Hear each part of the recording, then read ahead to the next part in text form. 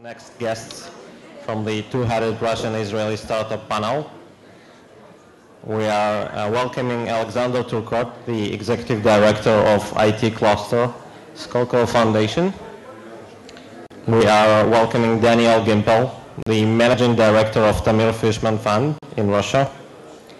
We are welcoming Yoram Rozantsev, Head Director of Investment of the Russian Venture Company. Mr. Alexander Zinigrad, the CEO of Ariel University R&D Company. Jonathan Meisel, the CEO of Inanga Systems Israel. And Shai Helmli, the CEO of Mobix Wireless Solutions. Please welcome them.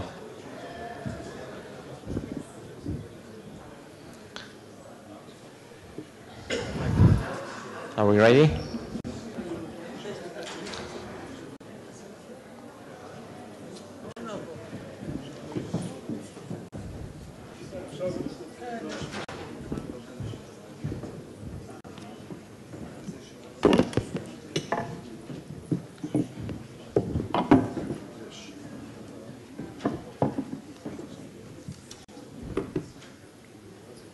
Okay. I think that the best way to start this panel is to ask Alex Zinigrad to tell the story or the history of the binational model.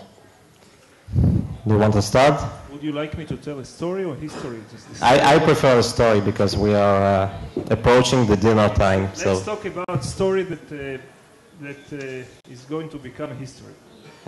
I hope not. Okay, so it just we are talking about a very special model that is supposed to enable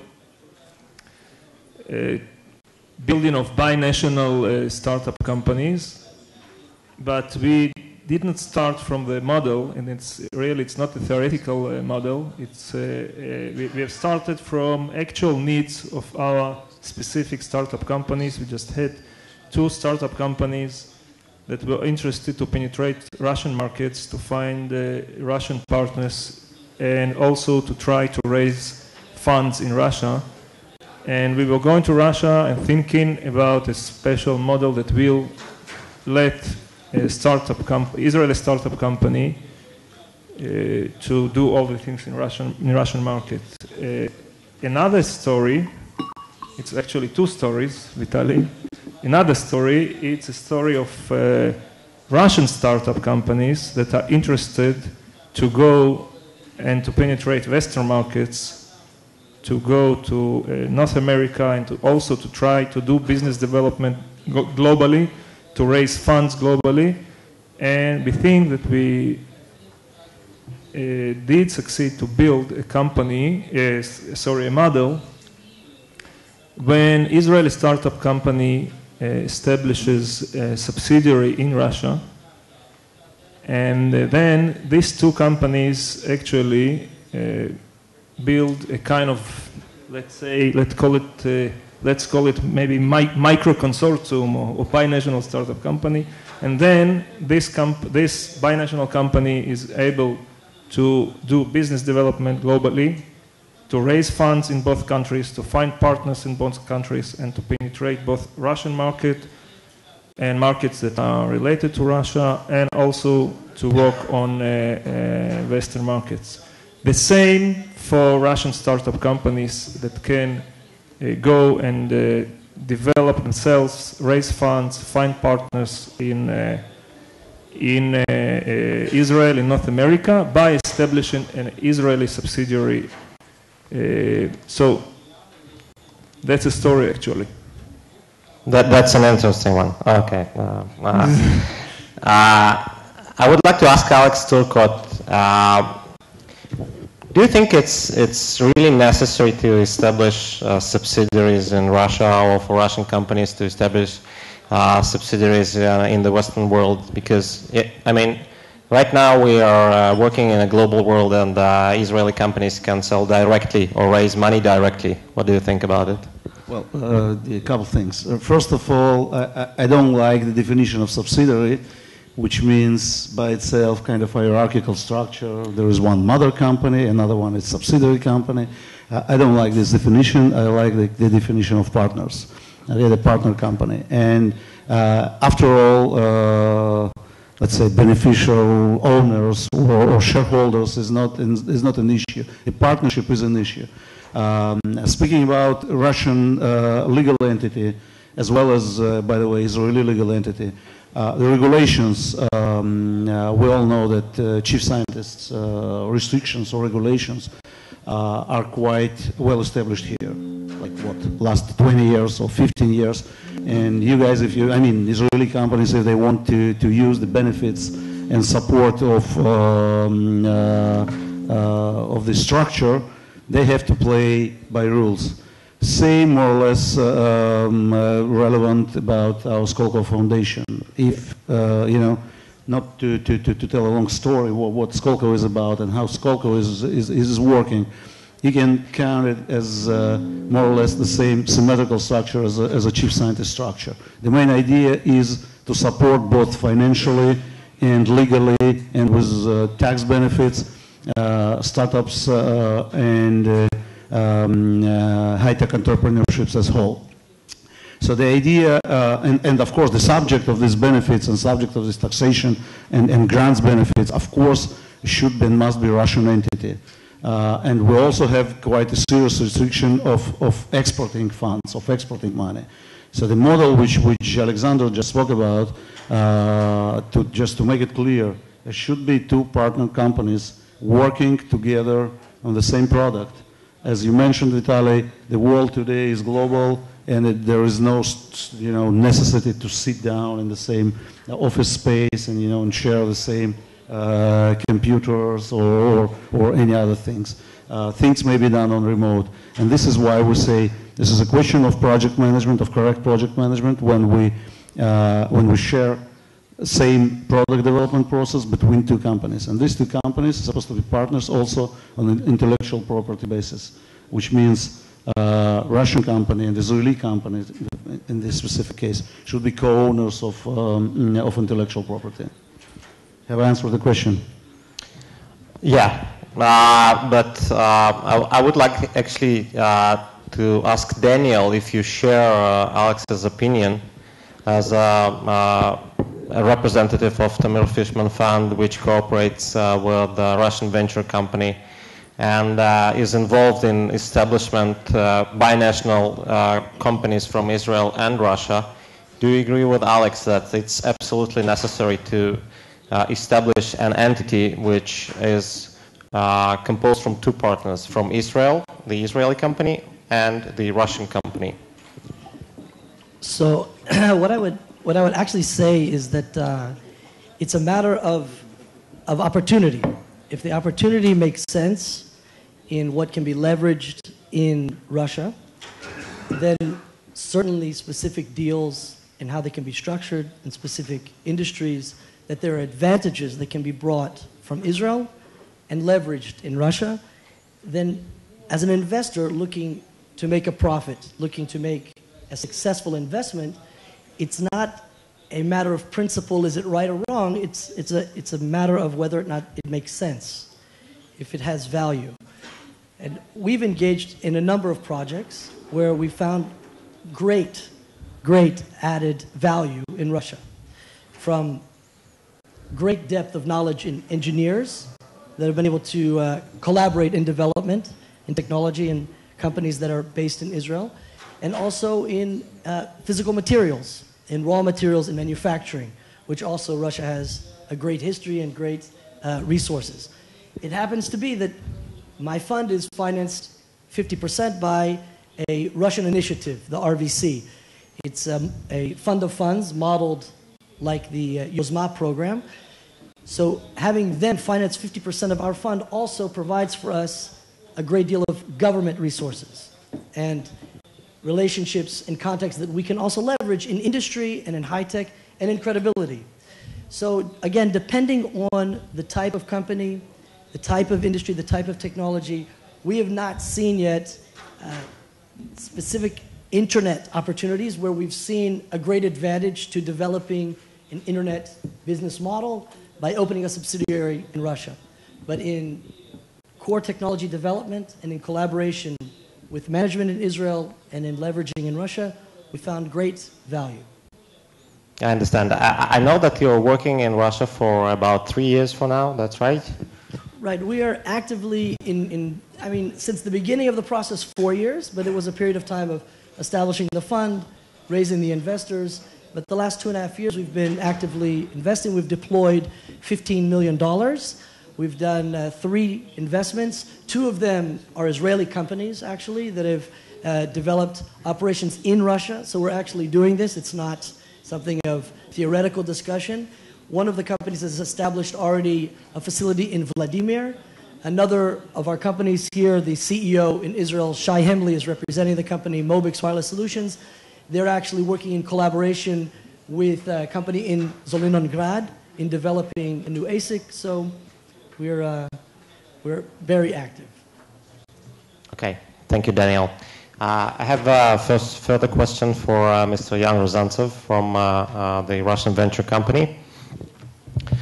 From your experience and particularly from working with Daniel, do you think that the Israeli entrepreneurs have to change the state of mind when they come to Russia? And I'm talking about psychological differences and mentality differences. So, good question, but I think that psychological difference between Russians and Germans or Americans much deeper than with Israeli businessmen, and we see a lot of companies, a lot of entrepreneurs who are very impressive of the advantages to become Russian companies, even Russian companies, or to become partners with Russian companies and Russian funds. I think the barriers already destroyed. Of course, we have some problems in law, in corporate law in Russia, but we overcome all these problems very soon. I see. Okay.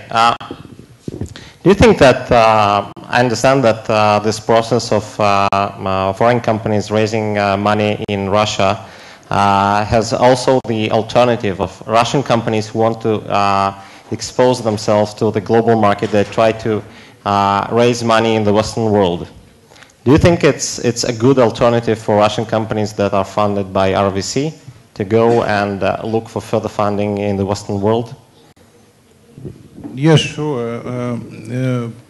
Perhaps some of you know that the previous venture fund that was formed by RVC was established as mutual funds, and most of them without any any members from abroad, and they has Russian teams, and this is a problem for us, and we are extremely interested to partner with established foreign funds, very experienced managers and sophisticated investors, of course.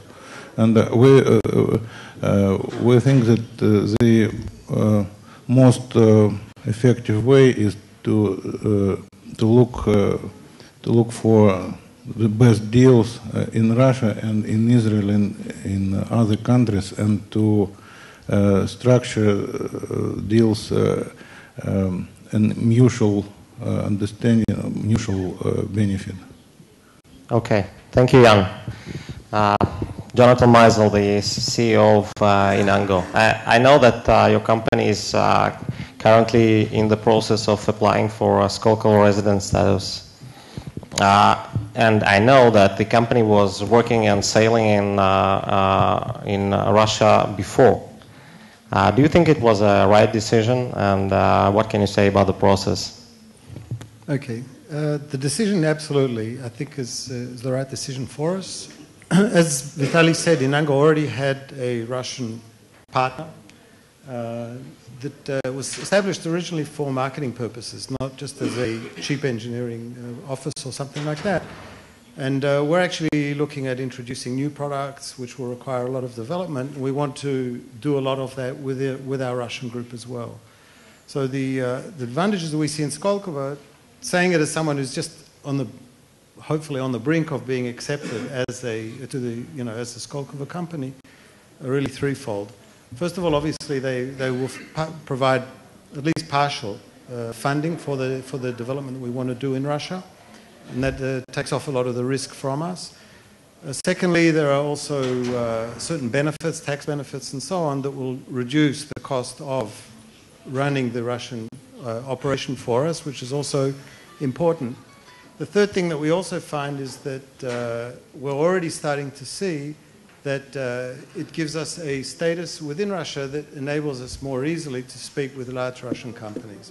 So to appear as an Israeli startup or as an Israeli-Russian startup is often difficult for us to enter very large companies. If we go as a Skolkovo company, we already come in at a higher level. So for three reasons, I would say. And what is the most beneficial reason for you? The introduction for potential partners with the existing product, or the financing for the new R&D? Well, it's both. I mean, the finance is not an end goal, right? The finance is only a goal in order to sell the product. So the two, the two are pretty much orthogonal. If we develop stuff and raise a lot of money for it and it doesn't cost us a cent, but we don't sell anything, we still haven't really made any progress as a company. So, the two really need to go hand in hand. Yeah, I see. Mr. Shai Hamli from Mobix Wireless. I understand that you are already in the process of grant, and you have received the Skolkovo resident status. Why did you apply originally? I mean, is it because of the market potential of the Russian market for your product? We in Mobix arrived to Russia really because of the investment done by Daniel Group together with RVC, and for that reason we already had to open our subsidiary in Russia, where our main target was to develop our next generation technology using that money. Once you are already there with the first most important target to develop technology, and the secondary target to really look at the CIS market and sell and market your existing technology, it became a very natural step to apply to Skolkovo. And as you just mentioned, we are already a member of Skolkovo, and we are already at the stage of having the benefit of some incentives that goes together with this membership. The next stage, which hopefully we will fulfill until the end of this year, will be to get a grant from Skolkovo, which will really be used for that development R&D that we are going to do in Russia. We'll be using the money, as Jonathan said, we're using their connection to help our marketing and sales in Russia, and also we are already recruiting a strong team of engineers in Russia. I think all these things together give us the benefit that we were looking for. I see. So, if I understand correctly, that was initially done because of the funding, and then because of the market. And now, as a CEO of a startup company, you are looking for human resources to execute this R&D plan, right?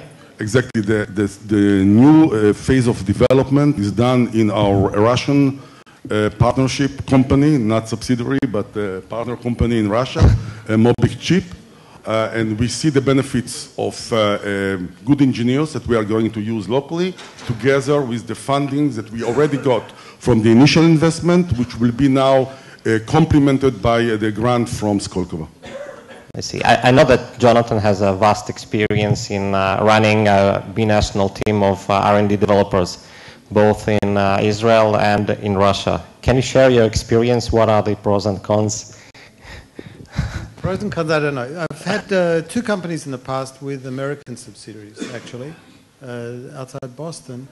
And, there are cultural differences everywhere you go, even between America and Israel, which probably would consider themselves more similar than Israel and Russia in many ways. But there are always cultural differences and there are always personal differences and so on. They need to be managed, and there's no real way around it.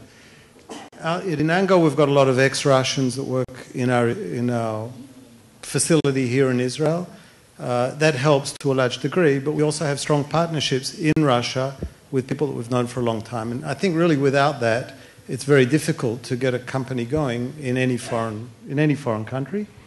We've got 2 sorts of partnerships. We've got the manager of our company based in Russia, in Yekaterinburg.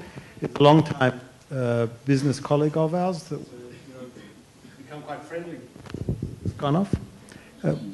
That we've known personally for a long time, and that already helps at a certain level.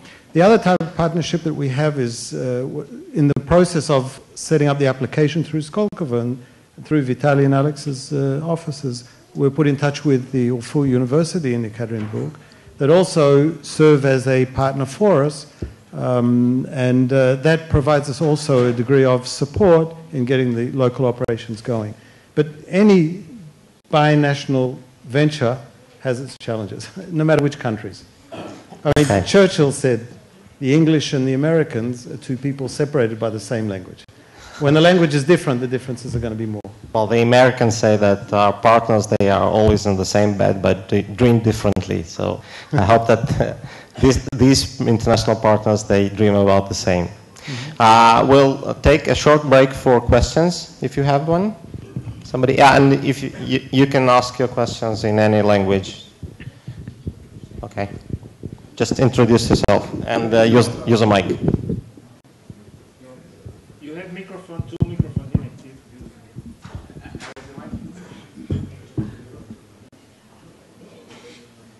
My name is Vitaly Sirota. I'm in Israel for more than 20 years, businessman and high-tech entrepreneur. And for startup companies, the most important thing is intellectual property. And I fully agree with you that there should be partnership, but intellectual property issue should be clean and clear. So how do you see organization of intellectual property between such companies, Israeli company and Russian company? Just if you can add to whom you address your question. To whom you address your question? To the panel, I don't know. To the panel, okay. Alex, you want to answer it? Well, I'll try to answer it.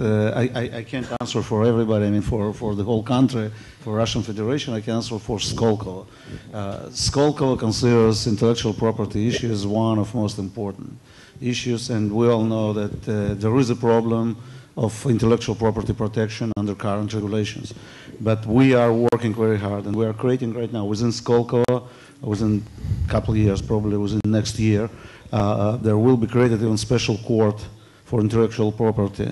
And we already have a special division assigned to protect intellectual property for all our residents. Company, when it becomes our resident, applies for our residentship or our grant. They, as a must, they talk to our lawyers, to our intellectual property experts, and they try to combine together a most effective and most efficient policy for protect intellectual property, which will be produced as a result of this partnership. I mean, this story. So it's definitely on case-by-case situation, but in our, say, how you call it, two-headed Russian-Israeli startup companies, the main, I mean, the issue and the status is there should be a joint ownership, a shared ownership for intellectual property. Sure, between 2 companies. Between 2 companies. Between 2 companies, of I'm course. less worried with protection of intellectual property in Russia. I'm worried with intellectual property for exit, for example. You have 2 companies, we have some intellectual property. Now you are looking at exit, and what happens to the intellectual property? It's a different issue. That's my Shared ownership is one. Yes. A licensing agreement and royalty agreement between the companies is out of our regulation, out of our scope. We need to protect the interest of this Russian company, Okay? So Russian company must be registered as a co-owner of intellectual property. The rest is up to you. This is up to you how you construct your cooperation and your partnership between the Israeli and Russian company. Okay? The point is that we want to prevent kind of, disproportion or kind of asymmetrical relationships when one company says, okay, Israeli company says, okay, guys, you take the intellectual property for Russia and we'll take for the rest of the world, okay? This is kind of, by definition, includes a disproportion, okay? So that's the point. There should be fair distribution. We don't follow and we don't look after internal relationships between these partnerships. After all, we don't know how much you invested and who invested and how much intellectual property you invested in it. But the Russian company should be a member, a partner in the ownership of intellectual property, period. By the way, I share your concern, and it was something that we delved a lot on. Specifically because of past history with the chief scientist here in Israel, and there used to be more onerous restrictions, and now that's a little bit more clearly defined. But it's a thing. Our experience to date, and again, we're in the middle of our process, is that there's enough flexibility within the overall requirements in the Scholar program that lets you set up a structure that will give you the freedom to look for whatever exit strategy you like. Okay, so you can set it up so that it's not going to be a barrier to an exit if one's down the road. Okay, but the details are going to be they're going to differ from one case to another. Okay, I don't want to take too much time because it's a very complex issue. That's fine. I think that that's the most interesting issue here. I would add. Yeah. Of course, this issue of IP it was an important issue from day one when we opened our partnership in Mobic Chip in Russia. But we arrange it in such a way because we are now developing a second phase of our technology. All the existing IPs that we have is staying here in Israel in Mobix Wireless Solution, which is the Israeli company. But we already know that through the development of our next generation, which includes the development of an ASIC, application-specific integrated circuit, there will be additional patents. These patents will be owned by the Russian company. Owned the Russian company. Owned by the Russian company. Because funding from Russia belongs to the Russian company. Yeah, but the question is what is the ownership of the Russian company? Daniel, do you want to share your experience? I know that you have more than one model with the IP issues. I could add some thoughts about the IP issue. We at our funds don't require to have patents to the portfolio companies, but a strategy for protecting of IP. It means that a company could not have any patents or even applications. But our goal is to boost venture capital industry. That's why we are interested in wealth of Russian shareholders. So the most important thing for us is valuation of the shares belongs to Russian citizens. That's why it depends only on structure of the company, and the IP could be concentrated in subsidiary in United States, for example.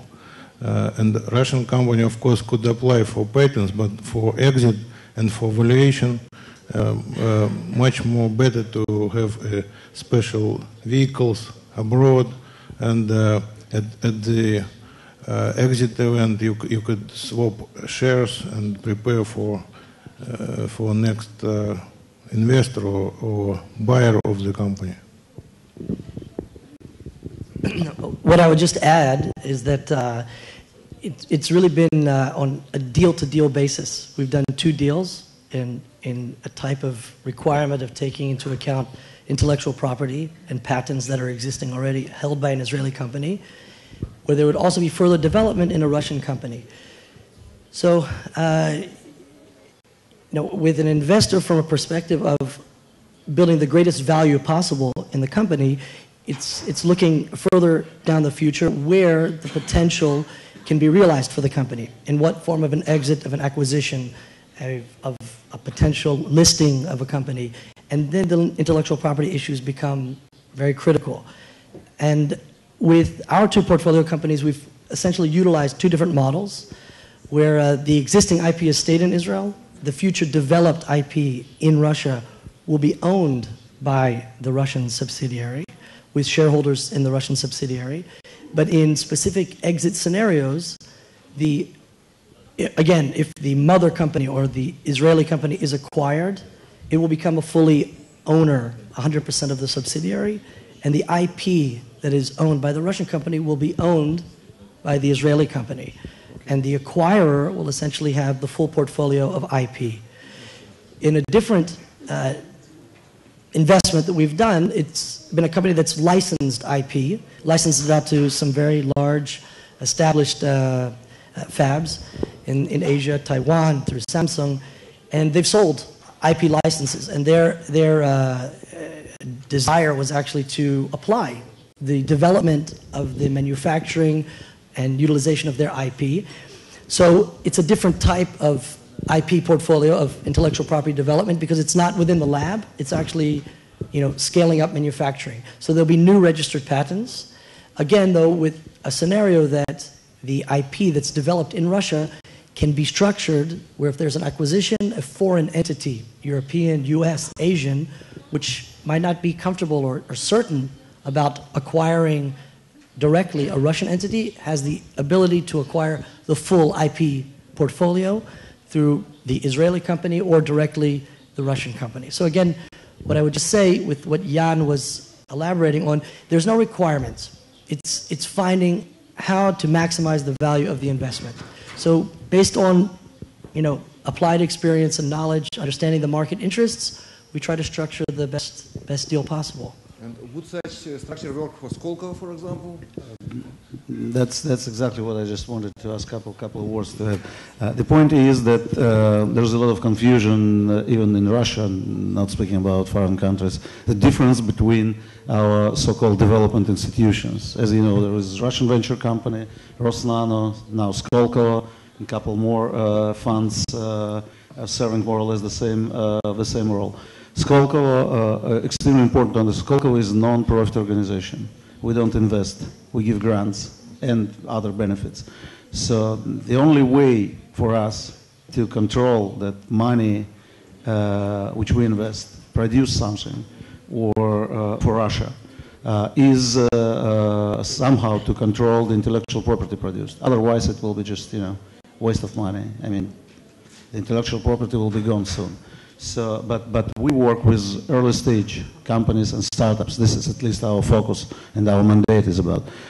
Next stage, of course, after our, say, zero cycle or pre-seed or seed cycle, Russian venture company or other investment and venture funds should start playing, and they represent already completely different investment policy. They invest and they expect equity in return, intellectual property in return. We at Skolkovo are just trying to protect our Russian startups and our Russian founders. As I said, it's very similar to what Israeli Chief Scientist's Office did. The difference is only that we give grants. After all, Israeli system worked on what the loser won, right? A company who lost their money, they didn't need to pay it back. A company who made a successful product and sold it, they had to pay back to chief scientists, right? As far as I remember, in the system of 15 years back. For our foundation, it's grant proper. We give grant, period. Okay, thank you. Thank you very much. Igor Zdesensky is waiting from St. Petersburg State University. You have Одну секунду. Человек задаст вопрос, потом вы. Just a very quick question. I had an impression that if a little bit of money from Israeli government is put into the project, then the IP has to stay in Israel. Suppose we have these twin companies with a shared intellectual property. What would be the attitude of Chief Scientist's Office to this situation? And will it be possible still to attract government money, public money from Israel to such a project? That's the question. Maybe it's probably to Alexander Zinigrad. Probably yes. He's the most closest person to the Israeli chief scientist. We have here people that are much closer. We have our Matimop representative still here. Michelle, Israel, Ilana. Okay, so the answer is that there is understanding between Skolkovo and the Israeli Chief Scientist Office and Matimop. Actually, this understanding is in the framework of a binational agreement of cooperation which was signed a couple of years ago between two ministers of industry and trade from Russia and Israel. And we think that there is a good solution for that. So this joint ownership that Alex spoke about between two companies is going to be developed in the framework of understanding between Matimop and the Office of the Chief Scientist in Israel and Skolkovo in Russia. Alex, what? I just wanted to add a couple of words. That we have an agreement with the Office of Chief Scientist that Skolkovo, as well as Rosnano, by the way, these two companies are operators, so-called operators of binational intergovernmental agreement, which allows companies who obtain grants from chief scientist funds. It allows them to transfer or to exchange IP and to create subsidiaries or partner companies in Russia. Okay? Thank you. Next question, please. Сибирский федеральный университет, профессор Шайдуров. Yes. У меня вопрос к представителю фонда Сколково. Вопрос возник в связи с тем, что мы обсуждали здесь, в Ариэльском университете, проект грантовой поддержки в области медицинской электроники, в частности. И возник вопрос израильских коллег. Каким образом можно использовать средства грантовой поддержки на территории Израиля? То есть как мы можем, скажем, поддерживать финансами израильских коллег в части приобретения оборудования, выплаты зарплаты и так далее. И возможно ли это вообще в принципе? Или только символически мы привлекаем израильских коллег? Вот такой вопрос. Значит, вопрос, который часто возникает, тут есть, кстати говоря, представители кластера биомедицинского, которого, может быть... I'll answer in English if you know that, but it would be better. Yeah. So the point is that our grants and our benefits are dedicated for and only to Russian companies. Okay, so there is no problem, of course, when there are two partnerships, and if private investor or even chief scientist would like to invest into Israeli company, welcome. If Israeli company expects us as a Skolkovo Foundation to support financially Israeli company, this might be a problem. We, by our let's say, investment policy is not the correct word, or grant policy, we do not allow a significant percentage of export of money. The money which is granted by Skolkovo should be spent in Skolkovo, I mean in Russia, at least for now.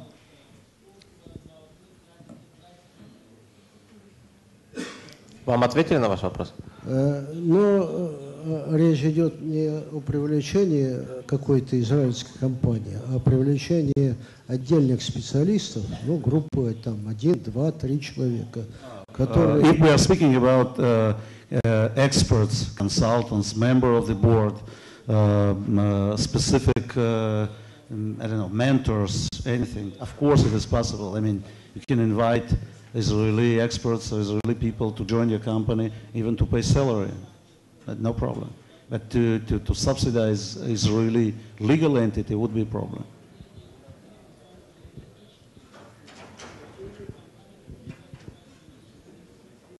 Thank you. Thank you very much. Any more questions? No? Okay. We will thank the panelists, and please stay.